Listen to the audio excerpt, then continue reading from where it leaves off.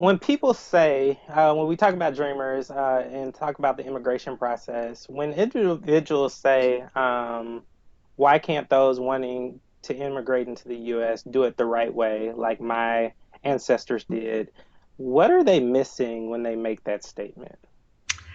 Well, I think it's really important to understand that all of us, all of us have an immigrant story, unless you're a Native American. And so, whether or not your descendants are from Europe or you were forcibly, um, you know, brought here against your will, if you're many African American communities, there's some kind of either forced migration or voluntary migration in the stories that of all of us, unless you're a Native American.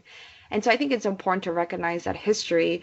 Now, when someone says, well, people should immigrate the way that my ancestors did, that's comparing apples and oranges because if your family came before 1924, there was no illegal way to come. So no one could break immigration laws because there weren't really visas available at that time. So the large majority of people that have lived here for generations, whose parents came through Ellis Island or great grandparents came through Ellis Island or family members, they basically processed over 98% of those cases to be able to come in. So anyone who could get on a boat and come to the United States and were processed basically came in and were able to live in the United States. Now, it wasn't until 1924 that they realized we need to restrict immigration, and that's when they instituted the whole visa system where someone had to get legal permission to immigrate before they actually came into the United States. And so it was really at that time that they placed these immigration restrictions in place. And the restrictions were actually based on nationality.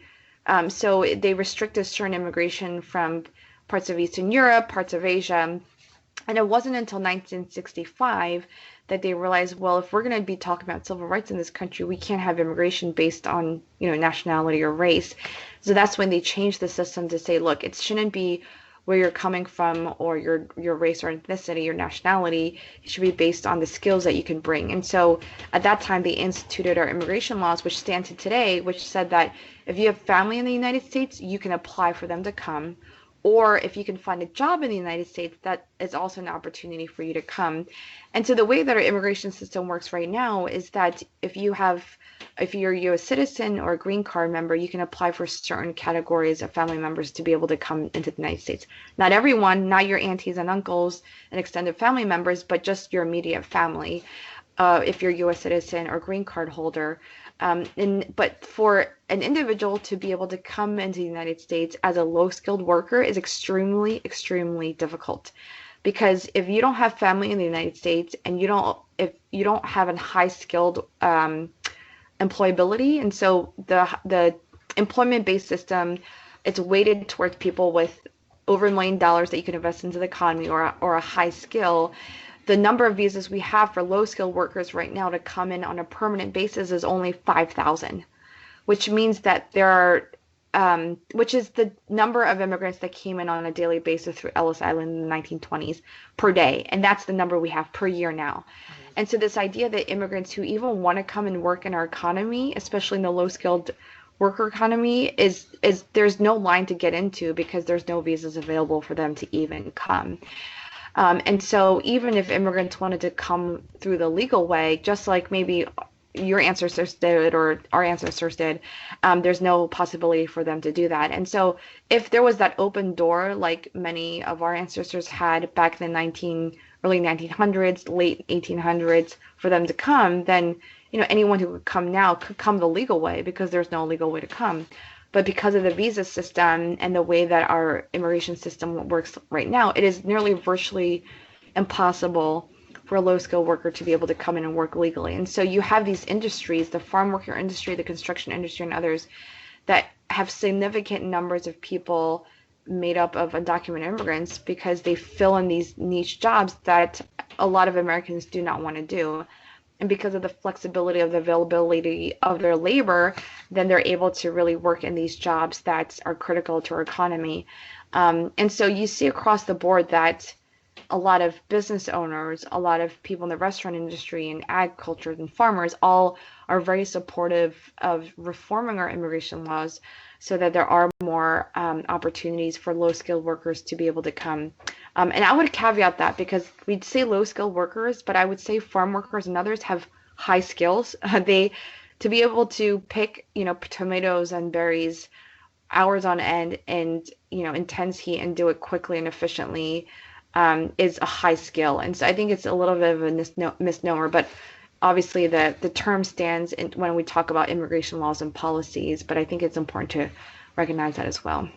And I think we're also seeing their immense value right now, again, in the midst of COVID, while many of us have the luxury of sheltering in place and working from a distance. Many men and women in these industries are forced to go out and actually continue their jobs and put themselves more at risk to exposure to the virus and spreading the virus through having to go and work in the farms, work in meat packing industries, do a lot of the work that is really making it possible for us to shelter in place. Without Yeah. people producing fruits and vegetables and meat and food, we wouldn't be it wouldn't be possible for us to kind of live in a way where shelter in place was even possible. So Yeah, that's right. I mean, when you look at the numbers, 29% of US physicians are immigrants, they're foreign born.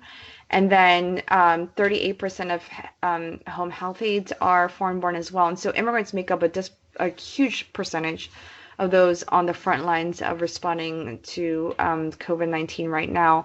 And even in the food industry, as you were mentioning, such a significant number of immigrants make up individuals that are actually picking our produce and that are actually delivering the food or working in these critical industries. And so I think we have to recognize that many of these individuals need to be with their families and need protection and assistance as much as any other Americans, I would say. And for us to be doing everything we can to recognize that is hugely important, especially as so much of the narrative around immigrants has been so negative in recent days.